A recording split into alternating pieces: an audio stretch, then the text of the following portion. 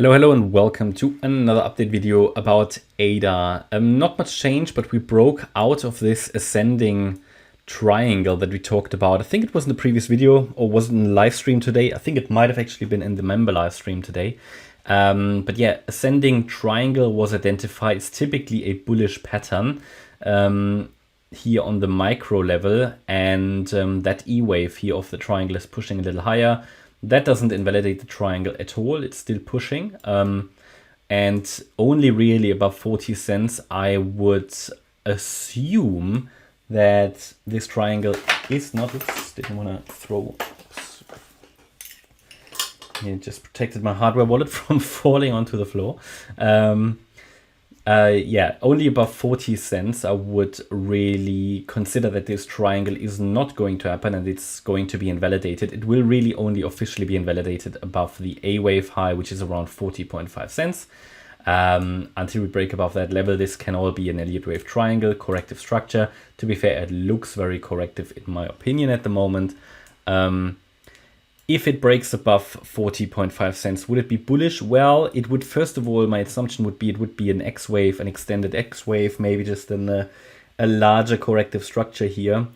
And, you know, it would overall not really, it's overall bullish anyway at the moment. That's my assumption. So it either would just do this corrective X wave and then might trigger again this support area and then go up, or it will go up directly because it hit the trend reversal area already on the 3rd of April. I've just moved it to the right hand side, but that's where it was sitting.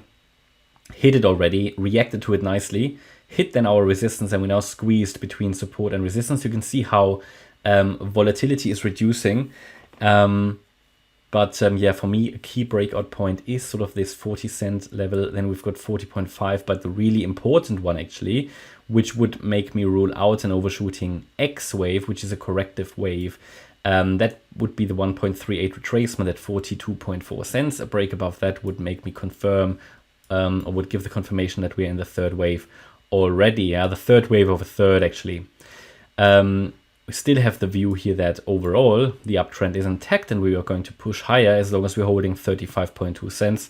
So direct escalation to the upside shouldn't surprise anyone. The trend is up.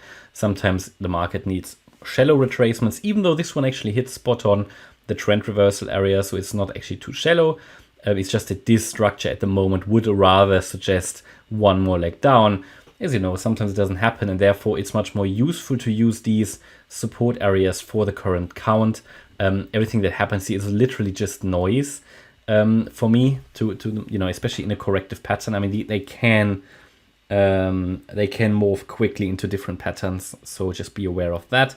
But for now, we seem to be holding critical support, and the trend is up, and it will be interesting to see to which resistance area we're going to react. And if we cannot get above 40 cents, then the next target down would be in a Y wave, anything below the W wave, in my opinion. Yeah? So anything really below 37 cents, but above 35.2, that would be the ideal range in which the price should go before upward or upside continuation is taking place. But yeah, I mean, if this overall assumption is correct that we are in a third wave, then over the next few, probably months, we should see price head above 50 cents. But yeah, above 50. So should be some decent upside, especially in the third wave, which is normally the most bullish wave. They did talk in a previous video also about a different interpretation of the count, where we said, all right, this move off the low is actually something different because it looks so choppy. It's not clearly impulsive. So it could just be that this here was a wave 1. This here was a wave 2. This here was a wave 3. This here was a wave 4, is still a wave 4, it's a bit unclear. And then the wave 5. But the wave 5 should be the shortest one then. It should be shorter than wave 3. And if we do that, but let me just check something. Let me just, because it depends on how low we actually go. But let's say we've seen the low here on the 3rd of April. Yeah, I mean, then we are limited on the upside to 44.4 cents. If this is, so I would add 44.4 cents actually as a little bit of a resistance here.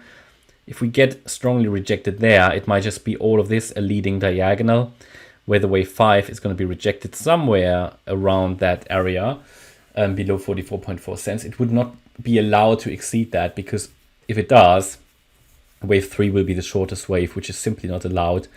And then this would confirm a 5-wave move up, and we should prepare for a sharp drop in a wave 2. So this would then form a wave 1. We can prepare for a drop in a wave 2 before we rally in a third wave, indicating that all of this here is not a 1-2-1-2 setup, but just waves of a diagonal. But that story is still being written. I'm going to leave that resistance on the chart actually.